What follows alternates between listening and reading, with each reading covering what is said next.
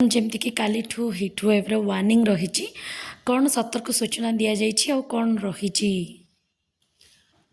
ଗତ 24 ଘଣ୍ଟାରେ ଯେଉଁ ରେକର୍ଡ଼ କରାଯାଇଛି ବହୁତ ରିପୋର୍ଟ କରିଛି highest maximum temperature 39 degree 39.5 degree Celsius.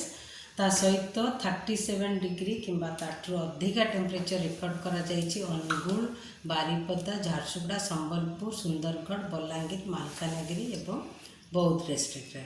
ତା ସହିତ ପାଗ ମୁଖ୍ୟତଃ ଶୁଖିଲା ରହିବ ଆଗାମୀ 5 ଦିନ ପାଇଁ। ତାପରେ ହିଟ୍ ୱେଭ୍ ୱାର୍ଣ୍ଣିଂ ବି ଦିଆଯାଇଛି ଆଗାମୀ 24 ଘଣ୍ଟା ପାଇଁ। ହିଟ୍ ୱେଭ୍ ୱାର୍ଣ୍ଣିଂ ନାହିଁ, କିନ୍ତୁ କାଲି ପାଇଁ ମାନେ 13 ତାରିଖ ପାଇଁ, 14 ତାରିଖ, 15 ତାରିଖ ଆଉ 16 ତାରିଖ ପାଇଁ ହିଟ୍ ୱେଭ୍ ୱାର୍ଣ୍ଣିଂ ଦିଆଯାଇଛି। ଯେମିତିକି ଆଗାମୀ କାଲି ପାଇଁକି 13 ତାରିଖ ପାଇଁ ହିଟ୍ ୱେଭ୍ କଣ୍ଡିସନ୍ ଦିଆଯାଇଛି ଝାରସୁଗୁଡ଼ା, ସମ୍ବଲପୁର, ବଲାଙ୍ଗୀର ଆଉ ବୌଦ୍ଧ ଜିଲ୍ଲାରେ। ଆଉ ପରଦିନ ପାଇଁକା 14 ତାରିଖ ପାଇଁକା ହିଟ୍ ୱେଭ୍ କଣ୍ଡିସନ୍ ଦିଆଯାଇଛି ଝାରସୁଗୁଡ଼ା, ସୁନ୍ଦରଗଡ଼, ସମ୍ବଲପୁର, ଅନୁଗୁଳ, ବୌଦ୍ଧ ଆଉ ବଲାଙ୍ଗୀର ଜିଲ୍ଲା ପାଇଁ। ଆଉ 15 ତାରିଖ 16 ତାରିଖରେ ହିଟ୍ ୱେଭ୍ ସହିତ ଗୋଟେ ଦୁଇଟା ଜାଗାରେ ୱାର୍ମ ନାଇଟ୍ ବି ରହିବ, ରାତ୍ରି ବି ତତଲା ରାତି ବି ରହିବାର ସମ୍ଭାବନା ରହିଛି। ସେଥିପାଇଁ ଅରେଞ୍ଜ ୱାର୍ଣ୍ଣିଂ ଦିଆଯାଇଛି ବୌଦ୍ଧ, ବଲାଙ୍ଗୀର, ସମ୍ବଲପୁର ଆଉ ଝାରସୁଗୁଡ଼ା ଜିଲ୍ଲାକୁ। ତା ସହିତ ୟେଲୋ ୱାର୍ଣ୍ଣିଂ ଦିଆଯାଇଛି ସୁନ୍ଦରଗଡ଼, ଅନୁଗୁଳ, ସୋନପୁର ଆଉ ବରଗଡ଼ ଜିଲ୍ଲାକୁ। ଆଉ 16 ତାରିଖରେ ବି ଅରେଞ୍ଜ ୱାର୍ଣ୍ଣିଂ ଦିଆଯାଇଛି ଝାରସୁଗୁଡ଼ା ଆଉ ସମ୍ବଲପୁର ଜିଲ୍ଲାକୁ। ତା ସହିତ ୟେଲୋ ୱାର୍ଣ୍ଣିଂ ଦିଆଯାଇଛି ସୁନ୍ଦରଗଡ଼, ବଲାଙ୍ଗୀର, ସୋନପୁର, ବୌଦ୍ଧ, ମୟୂରଭଞ୍ଜ ଆଉ ୱାର୍ମ ନାଇଟ୍ ଦିଆଯାଇଛି ବଲାଙ୍ଗୀର ଜିଲ୍ଲା। ସେଥିପାଇଁ ଲୋକମାନଙ୍କୁ ସାବଧାନ କିମ୍ବା ସତର୍କ ରହିବାକୁ ପଡ଼ିବ ଏ ଜିଲ୍ଲାମାନଙ୍କ ଲୋକମାନଙ୍କ ପାଇଁକା। ଆଉ ଲୋକମାନେ ମୋଷ୍ଟଲି ବେଶୀ ସମୟ ଖରାରେ କାମ କରିବା ଉଚିତ ନୁହଁ। ଆଉ ସଫିସିଏଣ୍ଟ ପାଣି ପିଇବେ। ଆଉ ମୋଷ୍ଟଲି ପିକ୍ ଟାଇମ୍ରେ ଯେମିତି 12ଟାରୁ 3ଟା ପର୍ଯ୍ୟନ୍ତ, କି ଯଦି ତା ପୂର୍ବରୁ ବି ଗରମଟା ଲାଗିଲା 11ଟାରୁ 4ଟା କି 12ଟାରୁ 4ଟା ପର୍ଯ୍ୟନ୍ତ, 3ଟା ପର୍ଯ୍ୟନ୍ତ ମୋଷ୍ଟଲି ଆଭଏଡ଼ କରିବେ ହିଟ୍ରେ, ମାନେ ସୂର୍ଯ୍ୟ କିରଣ ସାମ୍ନାରେ ରହିବା ପାଇଁ କି ଖରାରେ ରହିବା ପାଇଁ ଆଭଏଡ଼ କରିବେ। ଆଉ ପାଣି ସଫିସିଏଣ୍ଟ ପିଇବେ।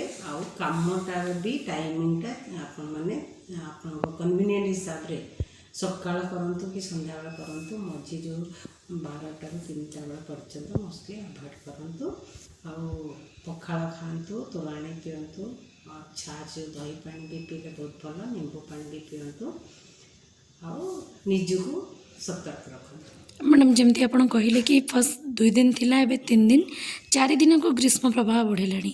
ତାପମାତ୍ରା କେତେ ଯାଏ ଯିବ ବା ଏଇସବୁ ଜିଲ୍ଲା ଗୁଡ଼ିକରେ? ତାପମାତ୍ରା ମୋଷ୍ଟଲି ଆମେ ଯଦି ଦେଖିବା ଗୋଟେ ଗୋଟେ ଜାଗାରେ, ଯେମିତି ବୌଦ୍ଧରେ 39.5 ଡିଗ୍ରୀ ସେଲସିୟସ୍ ହେଇଗଲାଣି, ଆଉ ଝାରସୁଗୁଡ଼ାରେ 38.6 ଡିଗ୍ରୀ ସେଲସିୟସ୍ ହେଇଗଲାଣି। ହୁଏତ କିଛି କିଛି ସ୍ଥାନରେ ଟେମ୍ପରେଚର ଯେଉଁ ଦିନ ତାପମାତ୍ରା 40 ଡିଗ୍ରୀ କିମ୍ବା ତାଠୁ ଅଧିକା ଯାଇପାରେ। କାଳବୈଶାଖୀର କିଛି ସମ୍ଭାବନା ଅଛି? କାରଣ ଉଷ୍ମ ରାତ୍ରିର ସତର୍କତା ମଧ୍ୟ ରହିଲାଣି। ଆଗାମୀ 5 ଦିନ ପାଇଁ କାଳବୈଶାଖୀର ସମ୍ଭାବନା ନାହିଁ। କେବଳ ମ୍ୟାଡ଼ାମ୍ ଆଭ୍ୟନ୍ତରୀଣ ଓଡ଼ିଶା ନା ଅନ୍ୟ ଜିଲ୍ଲାକୁ ବି? ମୋଷ୍ଟଲି ଆଭ୍ୟନ୍ତରୀଣ ଓଡ଼ିଶା।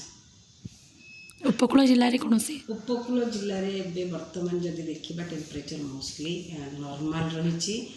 ଦିନ ତାପମାତ୍ରା, ରାତ୍ରି ତାପମାତ୍ରା ଯଦି ଦେଖିବା below to appreciably 3-4 degree below normal ରହିଛି। ସେଥିପାଇଁ ଉପକୂଳବର୍ତ୍ତୀ ଅଞ୍ଚଳ ପାଇଁକି ଏବେ ୱାର୍ଣ୍ଣିଂ ଦିଆଯାଇନି, କିନ୍ତୁ ଆମେ ସବୁଦିନ ଆପଣଙ୍କୁ ଅପଡ଼େଟ୍ କରିବୁ।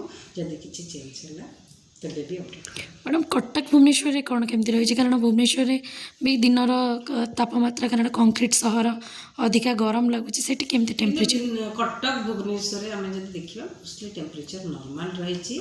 ଆଉ ହିଟ୍ ୱେଭ୍ ହେବାର ଏବେ ସମ୍ଭାବନା ବିଶେଷ ନାହିଁ, କି କଟକରେ ବି ହିଟ୍ ୱେଭ୍ ହେବାର ସମ୍ଭାବନା ବିଶେଷ ନାହିଁ ବର୍ତ୍ତମାନ।